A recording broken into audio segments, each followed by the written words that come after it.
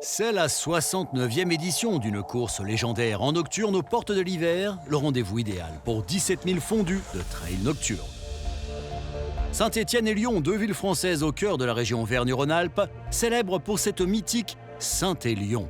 Deux villes sportives à relier par les monts du Lyonnais, 78 km avec 2300 mètres de dénivelé positif. Cette année, la neige fait partie du décor sur les hauteurs, des températures comprises entre -1 et -10 degrés Celsius. Plus qu'une course, une odyssée sportive, un défi que l'on se lance souvent, seul ou en relais, sur différents formats de course entre 156 et 13 km. Tous les goûts de l'endurance hivernale nocturne sont dans cette épreuve pour coureurs noctambules. Cette année, nous sommes partis à la rencontre des engagés sur l'épreuve de la Saint-Express, 44 km, entre Sainte-Catherine et Lyon, et bien sûr, au contact des engagés de l'épreuve Rennes, la Saint-Élion, 78 km pour amateurs éclairés. Premiers émois, Saint-Étienne, la ville est le point de départ de la Saint-Élion. Ici, on se retrouve entre débutants ou saint-élionistes avertis. On se restaure, on se repose, on se prépare dans la joie et la bonne humeur avant 23h30, l'heure du grand départ. Nous avons posé la question à quelques-uns de ces athlètes d'une nuit. Pourquoi on court et à quoi on se prépare à quelques heures du départ? Je me prépare à du froid, je me prépare à de la douleur, je me prépare à un grand moment inoubliable avec un des meilleurs potes. Je me prépare à du kiff en vrai. On est venus ensemble, on a pris le train ensemble, on va passer la nuit ensemble, c'est ça qui est sympa. C'est pour vraiment se kiffer entre copains. Ouais. 350 au départ, vous êtes de plus en plus nombreux. Je cours parce que je me sens bien quand je cours, je me sens vivante. J'ai eu un cancer du sein et j'ai eu un long traitement. Je ne pensais pas refaire de la course à pied, je pensais être complètement diminuée. Et en fait, je suis revenue différente, c'est-à-dire moins rapide, mais avec un mental de malade. Tout le monde vient chercher quelque chose, du fun, du dépassement. Chacun sa croix ou chacun son Graal. En tout cas, ça va être du plaisir. Cette course rend accro. 69 éditions et nous avons trouvé un athlète en ayant couru et fini 30 à 72 ans. On écoute précieusement ses conseils. Faut pas partir trop vite et puis faire attention. Ce soir, je pense que ça va glisser, donc il faudra pas faire attention. On va avoir le froid et peut-être un peu de verglas et ça va être dur. Et puis il y a ce moment, cette grande communion. La meute se rend sur la zone de départ, des instants uniques, inoubliables.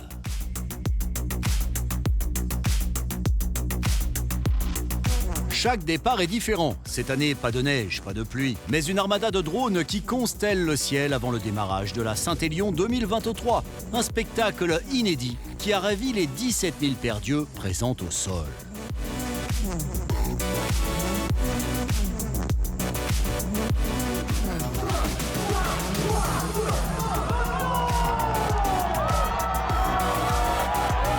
Amateurs ou élites sont lâchés. Certains cherchent la victoire avec une foulée infernale et cadencée à la perfection. D'autres le chrono et pourvu qu'il soit bon. Beaucoup se contenteront d'être finishers.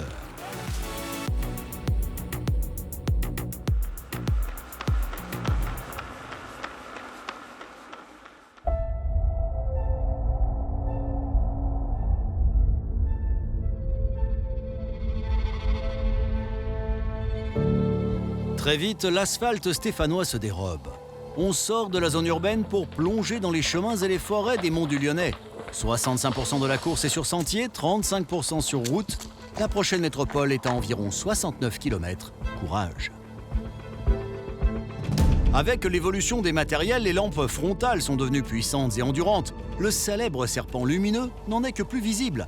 Un incroyable balai nocturne subjugué par le blanc de la neige présente dès les premiers kilomètres. Cette édition s'annonce glaciale et glissante, demandant une vigilance de tous les instants pour éviter la chute. Le col de la Gâchais, autour du kilomètre 15, est un premier écueil. Ensuite, c'est une partie plus roulante qui attend les coureurs de la Saint-Élion. Direction Saint-Christo-en-Jarret, premier ravitaillement, premier quart de course effectué. Le serpent lumineux se déplace de Saint-Christo direction Sainte-Catherine. Des passages à 800 mètres d'altitude, du -10 degrés Celsius, tout ce qu'on aime quand on aime la Saint-Élion. La Saint-Élion, c'est plusieurs formats de course. La Lyon-Saint-Élion et ses 156 km, la Saint-Élion et ses 78 et la Saint-Express, 44 km avec départ dans la charmante bourgade de Sainte-Catherine. C'est les conditions, c'est l'atmosphère, Sur le c'est rythme courir de écarté nuit, en moins d'1 minute. une course unique.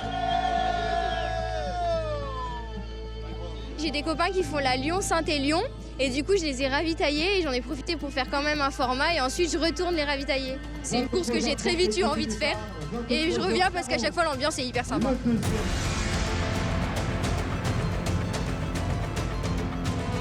Même aux alentours de moins 10, le public soutient les milliers d'engagés dans la Saint-Express. Ils vont disparaître dans la nuit glaciale, direction le Signal, le point culminant du parcours, pas loin des 1000 mètres d'altitude. Un véritable défi que l'on vient relever en groupe. Certes, le trail est un sport individuel, mais quand des milliers de pratiquants et pratiquantes se supportent, le défi devient possible, à défaut d'être facile. Quelques instants plus tard, Sainte-Catherine devient le point de ravitaillement le plus en vue de la Saint-Élion. Côté élite, les choses se précisent en tête. Chez les hommes, Thomas Cardin mène. Second en 2022, il a presque gagné la Saint-Élion en 2021, car il est arrivé main dans la main avec Romain Lieu. En 2023, il compte bien franchir la ligne d'arrivée seul. Pour l'heure, c'est loin d'être gagné, car il court aux côtés d'Antoine Charvelin, qui ne compte rien lâcher. Baptiste Chassagne, lyonnais récent champion de France de trail, est proche des leaders, avec Kevin Vermeulen et Fleury Roux. Chaude ambiance pour ceux qui jouent la gagne. En élite dame, Julie Roux mène la danse. De Serponçon ou Templier, cette traileuse donne dans le long et l'ultra. 5 mois après avoir accouché, elle est de nouveau au haut niveau et devance Marie Goncalves de 7 minutes à Sainte-Catherine. Goncalves lyonnaise, à la fois traileuse pro et future avocate. À 25 ans, elle se verrait bien accrocher à son palmarès cette 69e Saint-Élion, un chiffre idéal pour une rhodanienne. Seulement à 5 grosses minutes derrière elle, la redoutable Marilyn Nakache se présente à Sainte-Catherine. À 39 ans, elle a l'expérience de ces longues distances et un palmarès a fait rougir bien des athlètes. Provisoirement sur la 3e marche du podium, il y a peu de chances qu'elle se contente de cette place. Il reste 44 km avant l'arche d'arrivée à Lyon et tout peut encore arriver. Pour les athlètes moins explosifs, mais tout aussi passionnés, ce stop à Sainte-Catherine est toujours une bénédiction. Une pause bienvenue pour reprendre des forces à presque la moitié de la légendaire Saint-Élion. Très glissant, très froid. Et malgré tout, on prend du plaisir, même quand il y a des zipettes. Ça relance, on voit le tracé, on voit les lumières, c'est super. C'est vraiment une belle ambiance. On s'entraide, dès qu'il y en a un qui zippe, on le relève. Dès qu'il y a une chute, on l'aide. Et s'il faut donner un coup de main, on remotive. C'est la première fois que je suis là, moi. Et incroyable de voir à 4h du matin des gens qui vous encouragent sur le bord des routes et vous viennent nulle part. Très motivant et puis une super ambiance.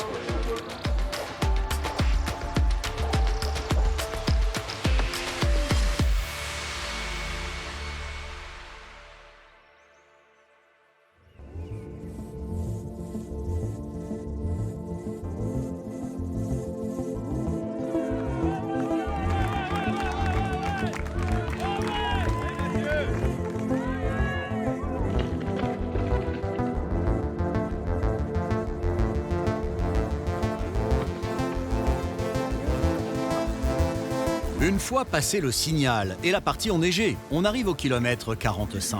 Saint-Genoux-le-Camp est toujours un point attendu. On redescend vers Lyon, quasiment 2 tiers de course dans les pattes. Le plus dur est fait, on prend plus le temps de contempler les lieux. C'est trop stylé quand on voit les lumières arriver tout du long, c'est magique. C'est un défi avec les autres et pour soi.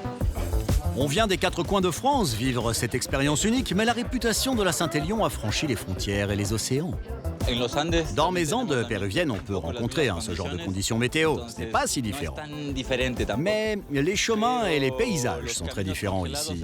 C'est compliqué de courir de nuit. Quoi qu'il en soit, je vais continuer et donner le meilleur de moi-même jusqu'à l'arrivée. Point de rencontre pour celles et ceux ayant choisi la Saint-Élion ou la Saint-Express. Pour ce couple venu de Nice, si on vient, c'est pas pour rien. Donc moi je suis venu accompagner avec ma chérie, mais du coup je pense qu'on est beaucoup de monde à courir ce soir dans le froid. À la base, moi je cours parce que c'est un dépassement de soi, j'aime bien me relever des challenges personnels et puis moi ça me permet de sortir de mon quotidien du travail et ça m'aère l'esprit en fait. Je l'ai embarqué dans cette aventure parce qu'à la base je lui ai proposé 23 km, elle m'a dit non mais on va pas monter à Lyon pour 23 km, on y va pour 44 au moins. Je suis bon d'accord, 44.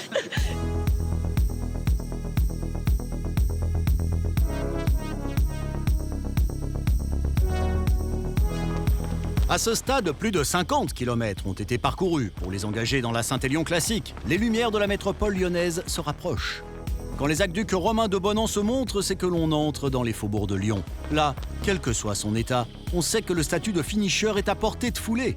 Les derniers kilomètres se font au mental et en ville. La confluence de la rivière Saône et du fleuve Rhône se rapproche. La Altony-Garnier, point d'arrivée aussi. Sur le dernier pont enjambant le Rhône, le premier homme du 78 km, la Saint-Élion originelle, est là. Cette fois seul en tête. Thomas Cardin est en passe d'emporter cette 69e édition au terme d'un affrontement sportif hors norme. Antoine Charvelin se présente en seconde position. Il a couru aux côtés du leader sur une majeure partie du tracé, mais il n'a pu rester dans sa foulée victorieuse. C'est l'heure du sacre. 78 km en 5 h 41 minutes et 56 secondes, soit plus de 14 km/h de moyenne. Du lourd. Le tout, moins de 4 minutes devant Antoine Charvelin. Dans la foulée, le Lyonnais Baptiste Chassagne vient compléter le podium. Au bout de l'effort, le champion de France de longue distance 2023 et 10e de l'UTMB est là. Lyonnais et grand fan de la SSE à la fois, le parfait mix entre Lyon et Saint-Etienne. Il est acclamé et attendu par le vainqueur, un beau symbole. Dans mon cœur, j'avais déjà réussi 2 fois la course, donc voilà, j'ai réussi une fois de plus. Cette fois, la place va avec. Donc voilà, je suis bien content. Mais je pense que je reviendrai quand même. C'est pas tout à fait terminé cette histoire avec la Saint-Élion. C'est quand même une course qui me convient bien. Et j'ai vraiment du plaisir à courir ici. C'est pas une course facile, moi je dis que c'est pas vraiment une course, c'est plutôt une aventure. On est parti assez vite. On savait tous un peu qu'on allait le payer derrière, mais on a tous eu un moment de moins bien, un moment différent un peu. Avec Thomas, on s'est perdu aussi, ça nous a rajouté un bon kilomètre à un moment. Du coup, pour revenir, on a grillé 2-3 cartouches. Et après, on s'est retrouvés tous les deux sur les 40 derniers. Il y a eu vraiment une belle entente et je tiens à le remercier parce qu'il m'a tiré bien 15 bornes et sans lui, je pense que je me serais peut-être arrêté. C'est également l'heure du dénouement en élite dame. Julie Roux a le sourire des grands soirs, la foulée plus légère à l'approche de l'arrivée. Impériale, 78 km en 6 h 39 et 29 secondes. C'est une course qui est mythique, qui est super connue. C'est un truc, t'en parles à plein de gens, même qui font pas forcément du trail ou de la course à pied, ils connaissent. Donc vraiment, je suis vraiment super heureuse d'avoir réussi à faire ça. Surtout que j'en ai bien bavé toute la course, donc je suis vraiment contente. Et merci à tous les bénévoles qui avaient l'air de bien se cailler sur le parcours. Marie Goncalves, la locale de l'étape alias, est seconde au bout de l'émotion. Marilyn Nakache complète le podium, ne nous y trompons pas. Même pour une athlète titrée comme elle, finir 3e de la Saint-Élion est en soi un exploit authentique. Du mode ultra et ses 156 km au mode sprint et ses 13 km, bien des formats de course sont possibles et chaque format est une aventure. Tous ceux et toutes celles ayant rallié cette épreuve magique qu'est la Saint-Élion vont continuer d'arriver toute la nuit. Franchir l'arche d'arrivée seul, entre amis ou accompagné par un camarade de course rencontré sur les parcours vous crée des souvenirs pour la vie.